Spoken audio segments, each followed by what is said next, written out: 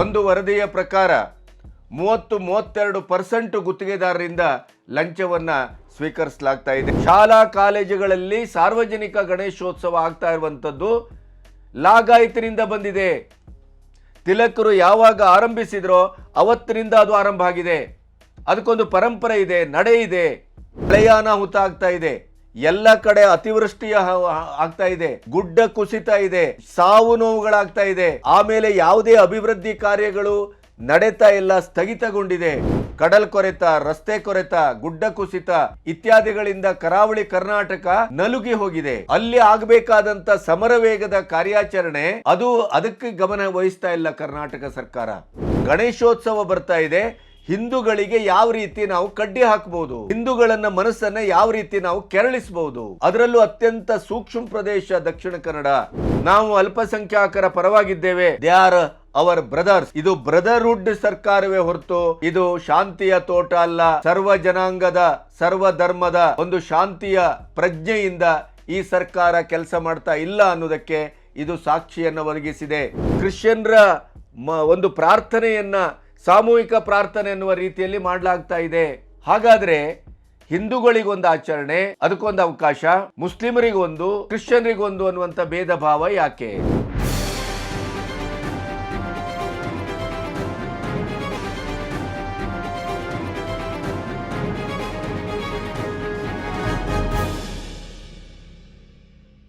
ನಮಸ್ತೆ, B Ganapati news ಚಾನೆಲ್ಗೆ ಸ್ವಾಗತ.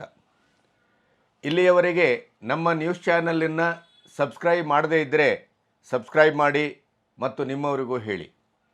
ಕರ್ನಾಟಕ ಸರ್ಕಾರ ಕೊನೆಗೂ ಒಂದು ಜನಮುಖಿಯಾದಂಥ ಆಡಳಿತವನ್ನು, ಜನಸುಖಿಯಾದಂಥ ಆಡಳಿತವನ್ನು ಕೊಡಬೇಕು ಅನ್ನುವಂಥ ಕಿಂಚಿತ್ತು ಜ್ಞಾನವೂ ಇರಾದೆಯೂ ಇಲ್ಲ ಅನ್ನೋದನ್ನು ಬಹಳ ಸ್ಪಷ್ಟವಾಗಿ ತೋರಿಸ್ತಾ ಇದೆ. ಒಂದೊಂದು ಪ್ರಕರಣದಲ್ಲೂ ದ್ವೇಷದ ಮತ್ತು ತ್ವೇಷದ ರಾಜಕಾರಣವನ್ನು, ಧರ್ಮದ ರಾಜಕಾರಣವನ್ನು, ವೋಟ್ ಬ್ಯಾಂಕಿನ ರಾಜಕಾರಣವನ್ನು ಮಾಡ್ತಾ ಇದೆಯೇ ಹೊರತು ಅದಕ್ಕೆ ಜನರ ಸುಖದ ಅಥವಾ ಸಾಮಾಜಿಕವಾದಂಥ, ಸಾಂಸ್ಕೃತಿಕವಾದಂಥ ಒಂದು ಶಾಂತಿಯುತವಾದಂಥ ವಾತಾವರಣದಲ್ಲಿ ತಮ್ಮದೇ ಆದಂಥ ಅಧಿಕಾರದ ಅವಧಿಯಲ್ಲಿ ಒಂದಿಷ್ಟು ಕರ್ನಾಟಕಕ್ಕೆ ಸುಭಿಕ್ಷವಾದಂಥ ಒಂದು ಸ್ಥಿತಿಯನ್ನು ತರಬೇಕು ಅನ್ನುವಂಥ ಯಾವ ಇರಾದೆಯೂ ಇದ್ದ ಹಾಗೆ ಕಾಣ್ತಾ ಇಲ್ಲ. ಭ್ರಷ್ಟಾಚಾರ ಅಂತೂ ಹಂತ ಹಂತಗಳಲ್ಲಿ ವ್ಯಾಪಿಸ್ತಾ ಇದೆ. ಒಂದು ವರದಿಯ ಪ್ರಕಾರ 30-32% ಗುತ್ತಿಗೆದಾರರಿಂದ ಲಂಚವನ್ನು ಸ್ವೀಕರಿಸಲಾಗ್ತಾ ಇದೆ.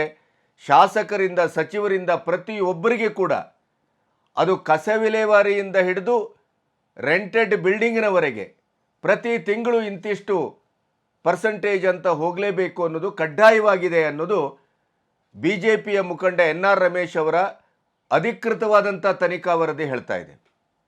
ಅಂದರೆ ಎಲ್ಲಿ ಸಾಧ್ಯವೋ ಅಲ್ಲಲ್ಲಿ ಹೊಡೆಯುವ, ಲೂಟಿ ಮಾಡುವ ಸಾಮೂಹಿಕ ದಂಧೆಗೆ ಕರ್ನಾಟಕ ಸರ್ಕಾರ ಇಳಿದಿದೆ ಅನ್ನೋದರ ಬಗ್ಗೆ ನಿಮಗೆ ಇಂಚಿಂಚು ಸಾಕ್ಷ್ಯ ಸಿಗುತ್ತಾ ಇದೆ. ನಿಮ್ಮ ಸರ್ಕಾರದಲ್ಲಿ ಹಗರಣ ಆಗಿದೆ ಅಂತ ಅಂದ ಕ್ಷಣಕ್ಕೆ ಹಾಗಾದರೆ ನೀವು ಮಾಡಲಿಲ್ವೇ BJPಯವರು? ನಿಮ್ಮ ಸರ್ಕಾರದ 21ಕ್ಕೂ ಹೆಚ್ಚಿನ ಪ್ರಕರಣವನ್ನು ತನಿಖೆಗೆ ಒಡ್ಡಿ ನಿಮ್ಮನ್ನು ಬಲಿ ಹಾಕ್ತೇನೆ ಅನ್ನುವಂಥ ಒಂದು ದ್ವೇಷದ ಮತ್ತು ದಾಷ್ಟ್ಯದ, ದರ್ಪದ ಒಂದು ಮಾತನ್ನು ಮತ್ತು ಪ್ರಕ್ರಿಯೆಯನ್ನು ನಾವು ನಿಮ್ಮೆದುರು ಇಡುತ್ತೇವೆ ಅನ್ನುವಂಥದ್ದನ್ನು ಮುಖ್ಯಮಂತ್ರಿಗಳಿಂದ ಕಾಣ್ತಾ ಇದ್ದೇವೆ. BJPಯದಲ್ಲ, JDSಯಿಂದಲ್ಲ, ಯಾವುದು ಬೇಕಾದರೂ ತನಿಖೆ ಮಾಡಿ. ಜನರ ಹಣದ ದುರುಪಯೋಗ ಆಗಿದೆ ಅಂತಾದರೆ ಪ್ರತಿಯೊಬ್ಬರಿಗೂ ಶಿಕ್ಷೆ ಆಗಲೇಬೇಕು. ಆದರೆ ಬಿಟ್ಟಿ ಭಾಗ್ಯದ ಇಡೀಯದಾದಂಥ ಒಂದು ಸಂರಕ್ಷಣೆಗೋಸ್ಕರ, ನುಡಿದಂತೆ ನಡೆದಿದ್ದೇವೆ ಅನ್ನುವ ಮಾತಿಗೋಸ್ಕರ, ಬಿಟ್ಟಿ ಭಾಗ್ಯದಿಂದಲೇ ನಾವು ಅಧಿಕಾರ ರಾಜಕಾರಣವನ್ನು ಸ್ಥಿರೀಕರಿಸ್ಕೊಳ್ತೇವೆ ಅನ್ನುವ ಉಮೇದಿನಿಂದ ಯಾವ್ಯಾವ ನಿಗಮದಲ್ಲಿ ಎಲ್ಲೆಲ್ಲಿದೆ ಹಣ ಅಲ್ಲೆಲ್ಲವನ್ನು ಅದನ್ನು ಅಕ್ರಮ ವರ್ಗಾವಣೆ, ದುರುಪಯೋಗ ಇತ್ಯಾದಿ ಮಾಡುವುದನ್ನು ನಾವು ಕಾಣ್ತಾ ಇದ್ದೇವೆ. ಬೇರೆ ಬೇರೆ ರಾಜ್ಯದ ಎಲೆಕ್ಷನ್ನಿಗೆ ಕೂಡ ಇಲ್ಲಿಯಿಂದ ನಿಧಿಯೇ ಹೋಗಬೇಕು. ಇಡೀ ದೇಶದ ಕಾಂಗ್ರೆಸ್ಸಿನ ಹೈಕಮಾಂಡಿಗೆ ಕರ್ನಾಟಕ ಒಂದು ಭರ್ಜರಿಯಾದ ATM ಅನ್ನೋದನ್ನು ಪ್ರತಿಪಕ್ಷಗಳು ಹೇಳಬೇಕಾಗಿಲ್ಲ. ಒಬ್ಬ ರಿಕ್ಷಾ ಡ್ರೈವರಿಂದ ಹಿಡಿದು ಸಾಮಾನ್ಯ ಮಹಿಳೆಯವರೆಗೂ ಈ ಮಾತನ್ನು ಇವತ್ತು ರಾಜ್ಯದಲ್ಲಿ ಕೇಳ್ತಾ ಇದ್ದೇವೆ. ಇಂಥ ಸಂದರ್ಭದಲ್ಲಿ ಮಳೆಯ ಅನಾಹುತ ಆಗಿದೆ. ಕೇಂದ್ರದ ಸಚಿವ HD ಕುಮಾರಸ್ವಾಮಿ, MP ಮತ್ತು ಇತ್ಯಾದಿ ಎಲ್ಲರೂ ಕಾಗೇರಿಯವರವರು ಅಲ್ಲಿ ಮುಖ ಮೂಡಿದ್ದಾರೆ. ಎಲ್ಲರೂ ಬಂದ ಹೋದ ಮೇಲೆ ಕೊನೆಗೆ ಕರ್ನಾಟಕದ ಮುಖ್ಯಮಂತ್ರಿಗಳಿಗೆ ಜ್ಞಾನೋದಯ ಆಗತ್ತೆ. ಕೇರಳದ ಸಚಿವರೊಬ್ಬರು ಅಲ್ಲಿ ಅರ್ಜುನ ಅನ್ನುವಂಥ ಒಬ್ಬ ಲಾರಿ ಡ್ರೈವರ್ ಅಡಿಯಲ್ಲಿ ಸಿಕ್ಕಾಕೊಂಡಿದ್ದಾನೆ. ಅವರಿಂದ ಮೊಬೈಲ್ ಸಂಕೇತಗಳು ಬರ್ತಾ ಇದೆ, ಮೊಬೈಲ್ ಚಾರ್ಜ್ ಹಾಕಿದ್ದು ಗೊತ್ತಾಗ್ತಾ ಇದೆ. ಈ ಎಲ್ಲ ಕಾರಣಕ್ಕಾಗಿ ಅವರು ಇನ್ನೂ ಜೀವಂತ ಇದ್ದಾರೆ ಅನ್ನುವ ಸೂಚನೆ ಸಿಕ್ಕಿದ ಮೇಲೇ HD ಕುಮಾರಸ್ವಾಮಿ ಮತ್ತಿತರರು ಕೇಂದ್ರವನ್ನು ಸಂಪರ್ಕಿಸಿ ಈಗ ಅಲ್ಲಿ ಮಿಲಿಟರಿಯ ಕಾರ್ಯಾಚರಣೆ ನಡೀತಾ ಇದೆ. ನಿನ್ನೆ ಅಷ್ಟೇ ಕುಮಾರಸ್ವಾಮಿ ಅವರು ಭೇಟಿ ಕೊಟ್ಟಿದ್ದಾರೆ. ನಿಜವಾಗಿ ಹೇಳಬೇಕು ಅಂತಂದರೆ ನಮ್ಮ ರಾಜ್ಯದ ಸಚಿವರ ಒಂದು ದಂಡು ಅಲ್ಲಿ ನಿಂತು ಪ್ರತಿ ಹಂತದ ಕಾರ್ಯಾಚರಣೆಯನ್ನು ಮಾಡಿಸಬೇಕಾಗಿತ್ತು. ರೈಲ್ವೆ ದುರಂತ ಆದಾಗ ರೈಲ್ವೆ ಸಚಿವರು ಯಾವ ರೀತಿ ಕೆಲಸ ಮಾಡ್ತಾರೆ ಅನ್ನೋದು ದೇಶಕ್ಕೆ ಮಾದರಿಯಾಗಿದೆ. ಎಲ್ಲದಕ್ಕೂ ಆರೋಪವನ್ನು ಮಾಡುವ, ಎಲ್ಲವನ್ನೂ ತಮ್ಮದೇ ಆದಂಥ ದುರ್ಬೀನ್ನಲ್ಲಿ ನೋಡಿ ಅದಕ್ಕೆ ಅದರದೇ ಆದಂಥ ಒಂದು ಸುಳ್ಳಿನ ಕಂತೆಯನ್ನು ಸತ್ಯದ ತಲೆಗೆ ಹೊಡೆದಾಗೆ ಹೇಳುವಂಥ ಕಾಂಗ್ರೆಸ್ಸು ಇಂಥ ಒಂದು ದುರಂತ ನಡೆದಿದೆ. ಕಾರವಾರ ಮತ್ತು ಮಂಗಳೂರು ಹೈವೇಯಲ್ಲಿ ಮನೆಗಳು, ಮಠಗಳು, ವಾಹನಗಳು ಎಲ್ಲವೂ ಮಣ್ಣಿನಡಿಯಲ್ಲಿ ಬಿದ್ದಿದ್ದಾವೆ. ಇನ್ನೂ ಕೆಲವರು ಪತ್ತೆ ಆಗಿಲ್ಲ. ಆದರೆ ಘಟನೆ ನಡೆದ 4-5 ದಿನದ ನಂತರ ಮುಖ್ಯಮಂತ್ರಿಯವರು ಭೇಟಿ ಕೊಡ್ತಾರೆ. ಇದು ನಮ್ಮ ಕಾರ್ಯವೈಖರಿ. ಆದರೆ ಬೇರೆ ಬೇರೆ ವಿಚಾರಗಳಲ್ಲಿ ಕರ್ನಾಟಕ ಸರ್ಕಾರ ಎಷ್ಟು ಸೂಕ್ಷ್ಮವಾಗಿದೆ, ಎಷ್ಟು ಜಾಗೃತಿಯಿಂದ ವರ್ತಿಸ್ತಾ ಇದೆ. ಅದರಲ್ಲೂ ಹಿಂದೂ ಧರ್ಮದ ಪ್ರಶ್ನೆ ಬಂದಾಗ, ಹಿಂದೂಗಳ ಆಚರಣೆಯ ಪ್ರಶ್ನೆ ಬಂದಾಗ, ಹಿಂದೂಗಳ ಉತ್ಸವದ ಪ್ರಶ್ನೆ ಬಂದಾಗ ಅವರು ಯಾವ ರೀತಿ ರಂಗೋಲಿ ಅಡಿಯಲ್ಲಿ ನುಸಿತಾರೆ ಅನ್ನೋದಕ್ಕೆ ಈಗೊಂದು ಸಾಕ್ಷ್ಯ ಸಿಗ್ತಾ ಇದೆ. ನಮ್ಮಲ್ಲಿ ಈಗ ಗಣೇಶೋತ್ಸವ ಬರ್ತಾ ಇದೆ. ಅದಕ್ಕೂ ಮೊದಲು ವಿಟ್ಲಪಿಂಡಿ ಕೃಷ್ಣಾಷ್ಟಮಿ ಬರ್ತಾ ಇದೆ. ಕರಾವಳಿ ಭಾಗದಲ್ಲಿ ಅಂತಲ್ಲ, ಇಡೀ ರಾಜ್ಯದಲ್ಲೇ ಗಣೇಶೋತ್ಸವ ಮತ್ತು ಕೃಷ್ಣಾಷ್ಟಮಿ ಬಹಳ ದೊಡ್ಡ ಹಬ್ಬ. ನಮಗೆ ಗಣೇಶೋತ್ಸವ ಕೇವಲ ಹಿಂದೂ ಧಾರ್ಮಿಕ ಒಂದು ಆಚರಣೆಯಾಗಿ ಅದು ಉಳಿದಿಲ್ಲ. ಬಾಲಗಂಗಾಧರ್ ತಿಲಕ್ ಅವರು ಸ್ವಾತಂತ್ರ್ಯೋತ್ಸವದ ಸಂದರ್ಭದಲ್ಲಿ ಇಡೀ ಭಾರತವನ್ನು ಒಗ್ಗಟ್ಟಿನಿಂದ ಏಕೀಕೃತವಾಗಿ ಭಾವೈಕ್ಯತೆಯ ಒಂದು ಸಂಕೇತವಾಗಿ ಗಣೇಶೋತ್ಸವವನ್ನು ಆಚರಣೆಗೆ ತಂದರು. ಅದರ ಮೊದಲು ಗಣೇಶೋತ್ಸವ ಆಚರಣೆ ಇರಲಿಲ್ಲವೇ ಅನ್ನುವ ಪ್ರಶ್ನೆ ಬರ್ಬೋದು. ಅದು ವ್ಯಕ್ತಿಗತವಾಗಿತ್ತು, ಸಾಂಸ್ಥಿಕವಾಗಿತ್ತು. ಆದರೆ ಇಡೀ ದೇಶವನ್ನು ಒಂದು ನೆಲೆಗೆ ತರುವಂಥ ಕೆಲಸವನ್ನು ಮಾಡಬೇಕು ಅಂತಂದಾಗ ಅದು ಪ್ರಥಮ ಪೂಜ್ಯ ವಿಘ್ನ ವಿನಾಯಕ ವಿಘ್ನಹಾರಕ ಗಣಪತಿಯ ಪೂಜೆಯೇ ಆಗಬೇಕು ಅನ್ನೋದನ್ನು, ಅದಾದಾಗಲೇ ಇಡೀ ದೇಶ ಒಂದಾಗಲಿಕ್ಕೆ ಸಾಧ್ಯ ಅನ್ನುವ ಸತ್ಯವನ್ನು ಅರ್ಥ ಮಾಡಿಕೊಂಡಂಥ ಬಾಲಗಂಗಾಧರ್ ತಿಲಕ್ ಅವರು ಸ್ವಾತಂತ್ರ್ಯೋತ್ಸವದ ಸಂದರ್ಭದಲ್ಲಿ, ಸ್ವಾತಂತ್ರ್ಯದ ಸಂಘಟನಾತ್ಮಕ ಸಂದರ್ಭದಲ್ಲಿ ಗಣೇಶೋತ್ಸವವನ್ನು ಒಂದು ಜನರ ಒಗ್ಗಟ್ಟಿನ ಭಾವ ಬಿಂದುವಾಗಿ, ಭಾವೈಕ್ಯತೆಯ ಸಂಕೇತವಾಗಿ ತಂದರು. ಹಾಗಾಗಿ ಗಣೇಶೋತ್ಸವ ಅನ್ನೋದು ಕೇವಲ ಹಿಂದೂಗಳ ಆಚರಣೆಯಷ್ಟೇ ಉಳಿದಿಲ್ಲ. ಅದು ಹಿಂದೂಗಳ ಒಂದು ಆಚರಣೆಯ ಒಂದು ಪ್ರತಿಷ್ಠೆಯಾಗಿ, ಮೇರುವಾಗಿ ದಾಖಲಾಗಿರಬಹುದು. ಗಣೇಶನನ್ನು ಬಿಟ್ಟು ನಾವು ಯಾವುದನ್ನೂ ಮಾಡೋದಿಲ್ಲ. ಗಣೇಶ ನಮಗೆ ಪ್ರಥಮ ಪೂಜ್ಯ. ಯಾವುದೇ ಕೆಲಸವನ್ನು ಮಾಡೋದಿದ್ರೂ ನಾವು ಗಣೇಶನ ಪೂಜೆ ಮಾಡಿಯೇ ಮುಂದೆ ಹೋಗ್ತೇವೆ. ಹಾಗಾಗಿ ಸಾಮೂಹಿಕವಾದ ಗಣೇಶನ ಪೂಜೆ ತಿಲಕರಿಂದ ಬಂತು. ಮೊದಲು ವ್ಯಕ್ತಿಗತವಾಗಿತ್ತದು. ಸಮೂಹ ಅಂತ ಬಂದಾಗ ನೀವು ಸಮೂಹದ ಮಧ್ಯೆ ಮಾಡ್ದೇನೆ ಬೇರೆ ಎಲ್ಲಿ ಮಾಡಲಿಕ್ಕೆ ಸಾಧ್ಯ? ಹಾಗಾದರೆ ಸಮೂಹದ ಆಚರಣೆ ಅಂತ ಬಂದಾಗ ಸಾಮೂಹಿಕವಾದಂಥ ಸ್ಥಳಗಳಲ್ಲೇ ಮಾಡಬೇಕು. ನಮ್ಮ ಶಾಲೆಗಳು ಇತ್ಯಾದಿಗಳು ಹುಟ್ಟಿದ್ದೆಲ್ಲಿ? ಗುರುಕುಲದಲ್ಲಿ, ದೇವಸ್ಥಾನಗಳ ಆವರಣದಲ್ಲಿ, ಮಠಗಳ ಆವರಣದಲ್ಲಿ, ಆಧ್ಯಾತ್ಮಿಕವಾದಂಥ ಕೇಂದ್ರಗಳಲ್ಲೇ ನಮ್ಮ ಶೈಕ್ಷಣಿಕವಾದಂಥ ಅರ್ಜನೆಯು ಶುರುವಾದದ್ದು. ಹಾಗಾಗಿ ಗಣೇಶೋತ್ಸವ ಅಂತ ಬಂದಾಗ ಶಾಲಾ ಕಾಲೇಜುಗಳ ಮೈದಾನವನ್ನು, ಶಾಲಾ ಕಾಲೇಜುಗಳ ಬಿಲ್ಡಿಂಗ್ಗಳನ್ನು ಬಳಸಿಕೊಂಡು ಗಣೇಶೋತ್ಸವ ಮಾಡ್ತಾ ಬಂದಿರೋದು ನಮ್ಮ ಪರಂಪರೆ. ಹಾಗಾದರೆ ಶಾಲೆ ಸರ್ವಧರ್ಮೀಯರ ಸೊತ್ತು, ಅಲ್ಲಿ ಯಾವುದೇ ಒಂದು ಧಾರ್ಮಿಕ ಆಚರಣೆಗೆ ಅನುಕೂಲ ಇರಬಾರ್ದು. ಅದು ಶೈಕ್ಷಣಿಕವಾದಂಥ ಪ್ರಕ್ರಿಯೆಗಷ್ಟೇ ಸೀಮಿತವಾಗಿರಬೇಕು, ಬೇರೆ ಯಾವುದೇ ಕೆಲಸಗಳು ನಡೆಯಬಾರ್ದು ಅಂತಂದರೆ ಈ ರೀತಿಯ ಒಂದು ಕೆಲಸಗಳಿಗೆ ಈ BJP ಸರ್ಕಾರ ಬಂದ ಮೇಲೆ ಆದದ್ದಲ್ವಲ್ಲ ಅದು. ಸ್ವಾತಂತ್ರ್ಯದ ನಂತರ 60-70ರ ದಶಕದಲ್ಲಿ ಆರಂಭ ಆದದ್ದಲ್ಲ, ಅದು ಸ್ವಾತಂತ್ರ್ಯ ಪೂರ್ವದಿಂದ ಆರಂಭ ಆಗಿದೆ. ಸ್ವಾತಂತ್ರ್ಯದ ಇಡೀ ಚಳವಳದ ಭಾಗವಾಗಿ ಗಣೇಶೋತ್ಸವ ಕಾಣಿಸ್ಕೊಳ್ತದೆ. ಹಾಗಾಗಿ ಈಗ ದಕ್ಷಿಣ ಕನ್ನಡದ DDPI ಶಿಕ್ಷಣ ಇಲಾಖೆ ಒಂದು ಸುತ್ತೋಲೆಯನ್ನು ಹೊರಡಿಸಿದೆ. ಯಾವುದೇ ಕಾರಣಕ್ಕೂ ಶಾಲೆಯ ಆವರಣದಲ್ಲಿ, ಅದು ವಿಟ್ಲಪಿಂಡಿ ಆಗ್ಬೋದು, ಗಣೇಶೋತ್ಸವ ಆಗ್ಬೋದು, ಕೃಷ್ಣಾಷ್ಟಮಿ ಆಗ್ಬೋದು, ಆಚರಣೆ ಮಾಡಲಿಕ್ಕೆ ಕೂಡದು. ಅದು ಶೈಕ್ಷಣಿಕವಾದಂಥ ಪ್ರಕ್ರಿಯೆಗಳಿಗೆ ಮಾತ್ರ ಸೀಮಿತವಾಗಿರಬೇಕು. ಗಣೇಶೋತ್ಸವ ಇತ್ಯಾದಿ ಯಾವುದಕ್ಕೂ ಇನ್ನು ಶಾಲೆಯ ಆವರಣವನ್ನು ನೀವು ಕೊಡುವ ಹಾಗೆ ಇಲ್ಲ. ಒಮ್ಮೆ ಕೊಟ್ರಿ ಅಂತಾದರೆ, ಈ ಸುತ್ತೋಲೆಯನ್ನು ಉಲ್ಲಂಘಿಸಿದರೆ ಅಂತಾದರೆ ಆ ಶಾಲೆಯ ಮುಖ್ಯೋಪಾಧ್ಯಾಯರ ಮೇಲೆ ಕ್ರಮವನ್ನು ತೆಗೆದುಕೊಳ್ಳಲಾಗ್ತದೆ ಅಂತ ಸುತ್ತೋಲೆ ಹೊರಟಿದೆ. ಬೆಂಕಿ ಕೊಳ್ಳಿಯಲ್ಲಿ ತಲೆ ತುರಿಸ್ಕೊಳ್ಳುವ ಕೆಲಸ ಅಲ್ಲದೆ ಇನ್ನೇನಿದು? ಹಿಜಾಬು ಯಾವ ಸಂಕೇತ? ಕ್ರಿಶ್ಚಿಯನ್ನ ಮಿಷನರಿಗಳ ಶಾಲೆಗಳಲ್ಲಿ ಆರಂಭದಲ್ಲೇ ಯೇಸು ಕ್ರಿಸ್ತನ ಶಿಲುಬೆ ಏರಿದಂಥ ಯೇಸು ಕ್ರಿಸ್ತನ ಚಿತ್ರ ಇರ್ತದೆ. ಯೇಸು ಕ್ರಿಸ್ತನ ಒಂದು ವಾಕ್ಯಗಳಿರ್ತವೆ, ದೇವವಾಕ್ಯಗಳು. ಅದರದೆಲ್ಲ ದೊಡ್ಡ ದೊಡ್ಡ ಬೋರ್ಡ್ಗಳಿರ್ತವೆ. ಬೈಬಲನ್ನು ಪ್ರದರ್ಶನ ಮಾಡಲಾಗತ್ತೆ. ಮತಾಂತರದ ಚಟುವಟಿಕೆಗಳ ಅಡ್ಡ ಆಗಿದೆ.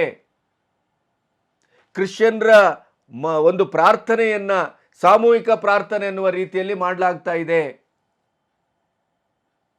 ಹಾಗಾದರೆ ಹಿಂದೂಗಳಿಗೊಂದು ಆಚರಣೆ, ಅದಕ್ಕೊಂದು ಅವಕಾಶ, ಮುಸ್ಲಿಮರಿಗೊಂದು, ಕ್ರಿಶ್ಚಿಯನ್ರಿಗೊಂದು ಅನ್ನುವಂಥ ಭೇದ ಭಾವ ಯಾಕೆ?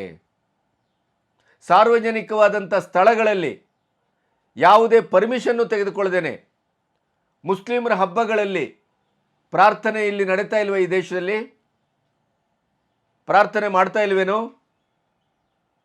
ಆಮೇಲೆ ಇದೊಂದು ನಡಾವಳಿ, ಪರಂಪರೆ.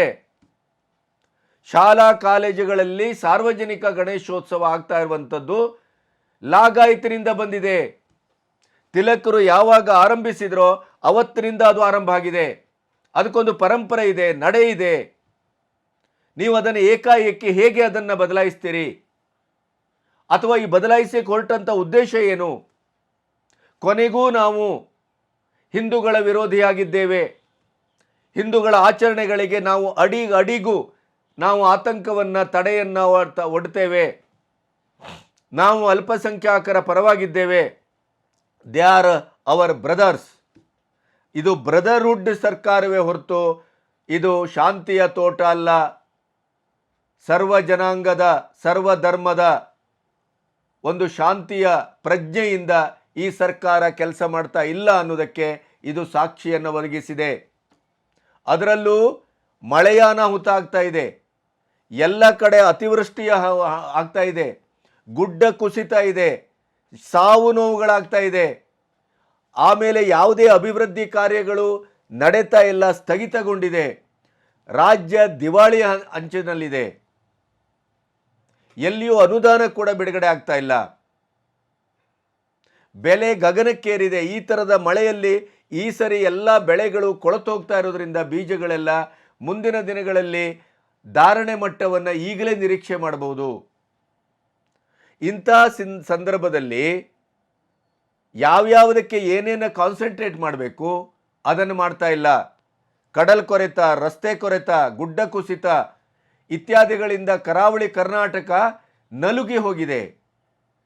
ಅಲ್ಲಿ ಆಗಬೇಕಾದಂಥ ಸಮರವೇಗದ ಕಾರ್ಯಾಚರಣೆ ಅದಕ್ಕೆ ಗಮನ ವಹಿಸ್ತಾ ಇಲ್ಲ ಕರ್ನಾಟಕ ಸರ್ಕಾರ. ಗಣೇಶೋತ್ಸವ ಬರ್ತಾ ಇದೆ. ಹಿಂದೂಗಳಿಗೆ ಯಾವ ರೀತಿ ನಾವು ಕಡ್ಡಿ ಹಾಕ್ಬೋದು, ಹಿಂದೂಗಳನ್ನು ಮನಸ್ಸನ್ನು ಯಾವ ರೀತಿ ನಾವು ಕೆರಳಿಸ್ಬೋದು, ಅದರಲ್ಲೂ ಅತ್ಯಂತ ಸೂಕ್ಷ್ಮ ಪ್ರದೇಶ ದಕ್ಷಿಣ ಕನ್ನಡ.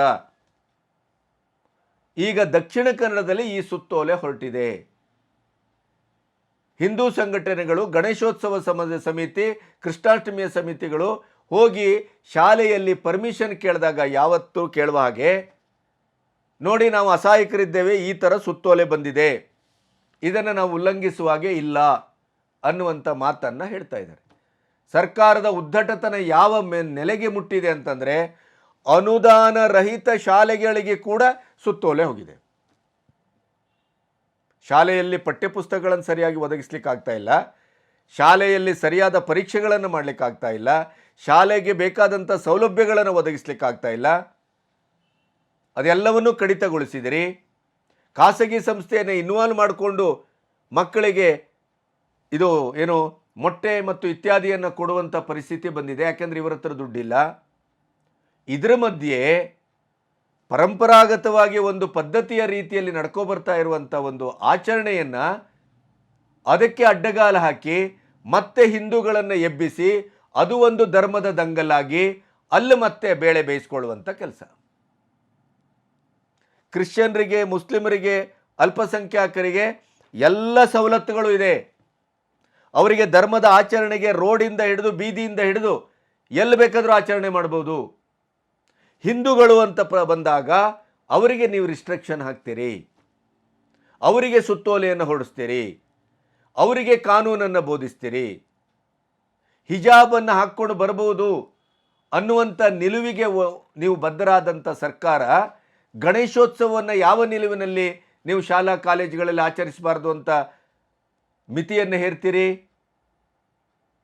ಧಾರ್ಮಿಕ ಸ್ವಾತಂತ್ರ್ಯ ಅಂತೀರಿ, ವ್ಯಕ್ತಿಗತ ಸ್ವಾತಂತ್ರ್ಯ ಅಂತೀರಿ. ಹಿಜಾಬ್ನ ಪ್ರಶ್ನೆ ಬಂದಾಗ ಇದು ಯಾವ ಸ್ವಾತಂತ್ರ್ಯದ ಪ್ರಶ್ನೆ? ನಮಗೆ ಸಾಮಾಜಿಕವಾದಂಥ, ಸಾಂಸ್ಕೃತಿಕವಾದಂಥ, ಧಾರ್ಮಿಕವಾದಂಥ ಸ್ವಾವಲಂಬನೆ, ಸ್ವಾತಂತ್ರ್ಯ ಇಲ್ಲವೇನು? ಹಾಗಾದರೆ ಇಲ್ಲಿ ಬಹುಸಂಖ್ಯಾತರ ಮೇಲೆ ನೀವು ಇಷ್ಟು ಒತ್ತಡವನ್ನು ತರ್ತೀರಿ ಅಂತ ಆದರೆ ಬಹುಸಂಖ್ಯಾತರೇನು ನಿರ್ವೀರ್ಯರು ಅಂತ ಭಾವಿಸಿದ್ರಾ? ಈಗಾಗಲೇ BJP ಮತ್ತು ಸಂಘ ಪರಿವಾರ ಮತ್ತು ಹಿಂದೂ ಸಂಘಟನೆಗಳು ಭಾಳ ಕಟುವಾಗಿ ವಿರೋಧಿಸಿದವೆ. ಇದನ್ನು ನೀವು ಕಡ್ಡಾಯಗೊಳಿಸ್ತೀರಿ ಅಂತಂದರೆ ಬೀದಿಗಳಲ್ಲಿ ನಿಂತು ಹೋರಾಟ ಮಾಡ್ತೇವೆ ಅಂತ ಹೇಳಿದ್ದಾರೆ.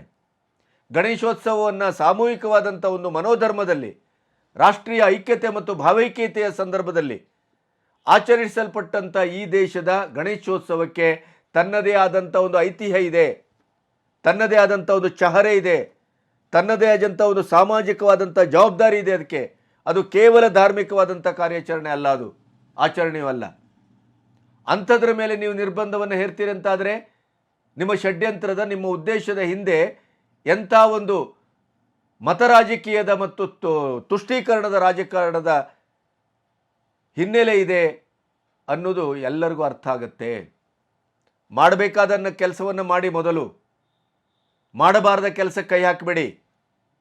ಇಡೀ ರಾಜ್ಯದಲ್ಲಿ ಕಾನೂನು ವ್ಯವಸ್ಥೆ ಸಂಪೂರ್ಣವಾಗಿ ಕುಸಿದೋಗಿದೆ. ಎಷ್ಟು ಕೊಲೆಗಳು, ನೇಹಾ, ಅಂಜಲಿ, ಎಷ್ಟು ಬೇಕು, ಯಾವುದಕ್ಕೂ ಯಾವುದೇ ರೀತಿಯಲ್ಲೂ ತನಿಖೆಗಳು ಸರಿ ಆಗ್ತಾ ಇಲ್ಲ. ಈಗ ಮಾತೆತ್ತಿದರೆ ನಿಮ್ಮ ಹಗರಣಗಳ ಬಗ್ಗೆನೇ ಮಾತಾಡಬೇಕೆ ಹೊರತು ಅದು ಯಾವುದರ ಬಗ್ಗೆ ಮಾತಾಡುವ ಪುರ್ಸೊತ್ತು ಮಾಧ್ಯಮಕ್ಕೂ ಇಲ್ಲ. ಮಾಡಬೇಕಾದ ಕೆಲಸವನ್ನು, ಕಣ್ಣೀರು ಒರೆಸಬೇಕಾದ ಕೆಲಸವನ್ನು, ಕೊಲೆಗಾರರನ್ನು ಪತ್ತೆ ಹಚ್ಚುವಂಥ ಕೆಲಸವನ್ನು ಅದು ಮಾಡ್ತಾ ಇಲ್ಲ. ಹೊಸ ಹೊಸ ದಂಗಲ್ಗಳನ್ನು ಹುಟ್ಟಾಕುವ ಕೆಲಸವನ್ನು ಸರ್ಕಾರವೇ ಮಾಡ್ತಾ ಇದೆ. ಇಲ್ಲದೇ ಇದ್ರೆ ಇದರ ಅಗತ್ಯ ಇತ್ತೇನು? ಗಣೇಶೋತ್ಸವ ಈಗ ಆಚರಣೆ ಆಗ್ತಾ ಇದೆಯಾ? ಅಥವಾ ನಿಮ್ಮ ಹಿಂದಿನ ಸರ್ಕಾರ ಬಂದಾಗಲೋ, ಅಥವಾ 75 ವರ್ಷದಲ್ಲಿ ಕಾಂಗ್ರೆಸ್ನ ಆಡಳಿತ ಎಷ್ಟು ಬಾರಿ ಬರಲಿಲ್ಲ ಇಲ್ಲಿ ಈ ದೇಶಕ್ಕೆ, ಈ ರಾಜ್ಯಕ್ಕೆ?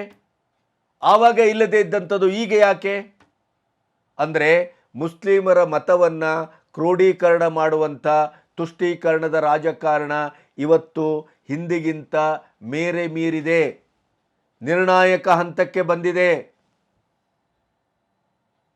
ಏನಕ್ಕೇನ ಹಿಂದೂಗಳನ್ನು ಬದಿಗೆ ತಳ್ಳುವ, ಹಿಂದೂಗಳ ಮೇಲೆ ಪ್ರಹಾರ ಮಾಡುವ, ಆ ಮೂಲಕ ಅವರನ್ನು ಮೆಚ್ಚಿಸುವ ಒಂದು ಕೆಲಸ ನಿರಂತರವಾಗಿ ಕಾಂಗ್ರೆಸ್ ಮಾಡ್ತಾ ಇದೆ. ಕಾಂಗ್ರೆಸ್ಸಿಗೆ ಮುಳುಗುವವನಿಗೆ ಹುಲ್ಲುಕಡ್ಡಿಯ ಆಶ್ರಯ ಅನ್ನುವ ಹಾಗೆ ಈಗ ಅದು ಯಾವ ತೀರ್ಮಾನಕ್ಕೆ ಬಂದಿದೆ? 10 ವರ್ಷದಿಂದ ಅಧಿಕಾರ ಇಲ್ಲದೇ ಕೇಂದ್ರದಲ್ಲಿ ವಿಲ ಅಂತ ಒದ್ದಾಡ್ತಾ ಇದೆಯಲ್ಲ. ಹಾಗಾಗಿ ಅಂತಿಮವಾಗಿ ಮಾಡು ಇಲ್ಲವೇ ಮಡಿ, ಅಲ್ಲೂ ಕಂಡುಕೊಂಡ ಸತ್ಯ ಏನು? ಈ ದೇಶದ ಅಲ್ಪಸಂಖ್ಯಾತರನ್ನು ನಾವು ಭಾವನಾತ್ಮಕವಾಗಿ ಒಗ್ಗೂಡಿಸಿದರೆ ಅದು ಒಗ್ಗೂಡಿಸಿ ಆಗಿದೆ. ಈಗ ಅದು ಮಣಿಪುರದ ಗಲಾಟೆ ಇರ್ಬೋದು, ವೆಸ್ಟ್ ಬೆಂಗಾಲ್ದಂಥದ್ದಿರ್ಬೋದು, ಈಶಾನ್ಯ ರಾಜ್ಯಗಳದ್ದಿರ್ಬೋದು, ಮತಾಂತರ ಮತ್ತು ತುಷ್ಟೀಕರಣದ ರಾಜಕಾರಣದಿಂದಲೇ ಅಲ್ಲಿ ಬೆಂಕಿ ಹಚ್ಚುವ ಮೂಲಕ, ಬೆಂಕಿ ಹೊತ್ತಿಸುವ ಮೂಲಕ ತಮ್ಮ ರಾಜಕೀಯದ ಅಸ್ತ್ರವನ್ನು ಬಳಸ್ಕೊಳ್ತಾ ಇದೆ. ಈ 10 ವರ್ಷಗಳಲ್ಲಿ ಇಲ್ಲದೇ ಇದ್ದಂಥ ಭಯೋತ್ಪಾದಕ ಚಟುವಟಿಕೆಗಳು ನಮ್ಮ ಸೈನ್ಯದ ಮೇಲೆ ಎರಗುವಂಥ ಕೆಲಸ ಈ ಎಲೆಕ್ಷನ್ನ ಚುನಾವಣೆಯ ಫಲಿತಾಂಶ ಬಂದ ಮೇಲೆ ಯಾಕಾಗ್ತಾ ಇದೆ?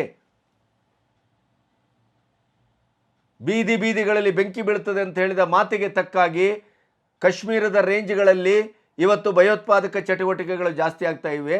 ಯಾಕೆ? ಇದರ ಕಾರಣ ಏನು? ಇದರ ಹಿಂದಿರುವಂಥ ಕಟು ಸತ್ಯ ಯಾವುದು? ಇದೆಲ್ಲರಿಗೂ ಜನರಿಗೇನು ಅರ್ಥ ಆಗುವುದಿಲ್ಲ ಅಂತ ಭಾವಿಸಿದ್ರೇನು?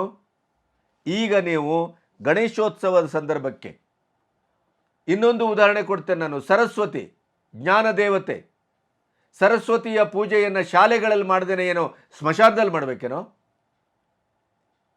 ಬುದ್ಧಿ ಪ್ರಚೋದಕವಾದಂಥ ಜ್ಞಾನದಾಯಿಯಾದಂಥ ಜ್ಞಾನವನ್ನು ಕೊಡುವಂಥ ಒಂದು ದೇವತೆ ಯಾರು ಅಂತಂದರೆ ಅದು ಸರಸ್ವತಿ. ಸರಸ್ವತಿ ಪೂಜೆಯನ್ನು ಪುಸ್ತಕಗಳನ್ನಿಟ್ಟು ಶಾಲಾ ಕಾಲೇಜುಗಳಲ್ಲಿ ಮಾಡ್ತಾ ಬಂದದ್ದು ಅನುಗಾಲದ ಪದ್ಧತಿ ಇದು. ಈಗ ಅದಕ್ಕೂ ಕತ್ತರಿ ಹಾಕ್ಲಿಕ್ಕೆ ಹೊರಟಿದ್ದೀರಿ. ಏನು ಮಾಡಬೇಕಾಗಾದ್ರೆ? ವಿದ್ಯಾ ಬುದ್ಧಿದಾಯಕ ಅಂತ ಗಣಪತಿಯನ್ನು ಸ್ತೋತ್ರ ಮಾಡ್ತೇವೆ ನಾವು.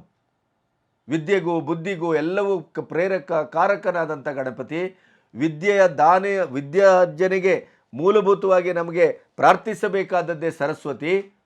ಈ ಥರದ ಒಂದು ದೇವಾನುದೇವತೆಗಳ ಅಥವಾ ಮೂರ್ತಿ ಪೂಜೆಯನ್ನು, ನಮ್ಮ ನಂಬಿಕೆಯನ್ನು, ಆಚರಣೆಯನ್ನು ಶಾಲೆಗಳಲ್ಲಿ, ಶಾಲೆ ಮೈದಾನಗಳಲ್ಲಿ ಮಾಡ್ದೇನೆ ಏನು ಬೀದಿಗಳಲ್ಲಿ ಮಾಡಬೇಕೇನು? ಎಲ್ಲಿ ಮಾಡಬೇಕು? ಅದಲ್ಲದೆ ಇದ್ದರೆ ನೀವು ಪರ್ಯಾಯ ವ್ಯವಸ್ಥೆ ಮಾಡಿ. ಎಲ್ಲ ಧರ್ಮದವರಿಗೂ ವ್ಯಕ್ತಿಗತ ಅಂತ ಮಾಡಿ, ಅದನ್ನು ಯಾರು ಸಾಮೂಹಿಕವಾಗಿ ಪ್ರಾರ್ಥನೆ ಮಾಡಬಾರ್ದು ಅಂತ ಮಾಡಿ. ಗಣೇಶೋತ್ಸವಕ್ಕೆ ಆಚರಣೆಗೆ ನೀವು ಈಗ ಗಣೇಶೋತ್ಸವಕ್ಕೆ 15 ದಿನ ಇರುವಾಗ, ತಿಂಗಳ ಇರುವಾಗ ಸುತ್ತೋಲೆ ಹೊರಡಿಸೋದಲ್ಲ. ಶಾಲಾ ಕಾಲೇಜುಗಳಲ್ಲಿ ಮಾಡಲಿಕ್ಕೆ ಸಾಧ್ಯ ಇಲ್ಲ ಅಂತಾದರೆ ಅದಕ್ಕೆ ಒಂದು ಭವನ ಕಟ್ಟಿ, ಅಥವಾ ಸರ್ಕಾರಿ ಭವನಗಳಲ್ಲಿ ಅದಕ್ಕೆ ಕೊಡಿ ಅವಕಾಶನ. ಪರ್ಯಾಯ ವ್ಯವಸ್ಥೆ ಮಾಡದೇ ಯಾವ ಸುತ್ತೋಲೆಯನ್ನು ತರುವುದು ಕೂಡ ಸಾಮಾಜಿಕವಾದ ಸೂಕ್ಷ್ಮತೆಯನ್ನು ಇದ್ದಂಥ ಅಥವಾ ಹೊಂದಿದಂಥ ಸರ್ಕಾರದ ಲಕ್ಷಣ ಅಲ್ಲ. ಇದು ರಾಜಕೀಯ ಮಾಡಲಿಕ್ಕೇನೆ, ಜನರ ಮನಸ್ಸನ್ನು ಒಡೆಯಲಿಕ್ಕೇನೆ, ಹಿಂದೂಗಳನ್ನು ಕೆರಳಿಸಲಿಕ್ಕೆ ಮತ್ತು ಹಿಂದೂಗಳ ದಬಾವಣೆ ಮಾಡಲಿಕ್ಕೇನೆ ಕರ್ನಾಟಕ ಸರ್ಕಾರ ಹೊರಟಿದೆ. ಅದರ ಬಗ್ಗೆ ಯಾವ ಸಂದೇಹವೂ ಬೇಕಾಗಿಲ್ಲ. ಇಲ್ಲದೇ ಇದ್ದರೆ ನೀವು ಈ ಹೊತ್ತಿನಲ್ಲಿ ತಕ್ಷಣ ಇನ್ನೇನು ಗಣೇಶೋತ್ಸವ ಮತ್ತು ಕೃಷ್ಣಾಷ್ಟಮಿ ಹತ್ತಿರ ಬರ್ತಾ ಇರುವಾಗ ಈ ಸುತ್ತೋಲೆಯನ್ನು ಹೊರಡಿಸ್ತಿರಲಿಲ್ಲ. ನಿಮ್ಮ ದುಷ್ಟ ರಾಜಕಾರಣದ, ಮತೀಯ ರಾಜಕಾರಣದ ಮತ್ತು ಸಮಾಜವನ್ನು ಒಡೆದು ತಾವು ಅಧಿಕಾರಕ್ಕೆ ಬರಬೇಕು ಅನ್ನುವಂಥ ಷಡ್ಯಂತ್ರದ ಫಲವೇ ಈ ಸುತ್ತೋಲೆ ಅನ್ನೋದು ಸಾರ್ವಜನಿಕವಾಗಿ ಚರ್ಚೆ ಆಗ್ತಾ ಇದೆ. ಇದು ಅತ್ಯಂತ ವಿಕೋಪಕ್ಕೆ ಹೋಗುತ್ತೆ. ಇದು ಅತ್ಯಂತ ದುರದೃಷ್ಟಕರವಾದಂಥ ಬೆಳವಣಿಗೆ ಕಾರಣ ಆಗುತ್ತೆ. ಯಾಕೆಂತಂದರೆ ಬಹುಸಂಖ್ಯಾತರ ಆಚರಣೆಗೆ, ಅದರಲ್ಲೂ ಗಣೇಶೋತ್ಸವ ಮತ್ತು ಕೃಷ್ಣಾಷ್ಟಮಿ ನಮ್ಮ ವಾರ್ಷಿಕ ಆಚರಣೆಗಳಲ್ಲೇ ಸಾಮೂಹಿಕವಾಗಿ ತಿಂಗಳುಗಟ್ಟಲೆ ಆಚರಿಸುವಂಥ ಒಂದು ಆಚರಣೆ ಇದು. ಅದಕ್ಕೆ ನೀವು ಈ ರೀತಿಯ ಬೆಂಕಿಡುವ ಕೆಲಸವನ್ನು ಮಾಡಿದ್ದೀರಿ ಅಂತಾದರೆ ಅದನ್ನು ಅನುಭವಿಸಲೇಬೇಕು. ನಿಮ್ಮ ತರತಮತೆಯ, ಓಲೈಕೆಯ, ತುಷ್ಟೀಕರಣದ ರಾಜಕಾರಣದ ಆತ್ಯಂತಿಕ ಸ್ಥಿತಿ ಇದು. ಇದಕ್ಕೀಗಾಗಲೇ ಅಲ್ಲಿ ಪ್ರತಿಭಟನೆ ಆರಂಭ ಆಗಿದೆ. ಅದು ತುರ್ಯಾವಸ್ಥೆಗೆ ಹೋಗುತ್ತೆ. ಆವಾಗ ಅದರ ಮೇಲೆ ಮತ್ತೊಂದಿಷ್ಟು ಏನು ಕಾರ್ಯಾಚರಣೆಯೋ ಇತ್ಯಾದಿಯೋ ಮಾಡಿಕೊಂಡು ನಿಮ್ಮ ಹಗರಣಗಳನ್ನೆಲ್ಲ ಮುಚ್ಚಿಕೊಳ್ಳಿಕ್ಕೆ ಒಂದೊಂದೇ ಪ್ರಕರಣವನ್ನು ಎಬ್ಬಿಸಿ ಹಾಕ್ತಾ ಇದ್ದೀರಿ. ಇದೂ ಒಂದು ರಾಜಕಾರಣ. ನಮಸ್ತೆ.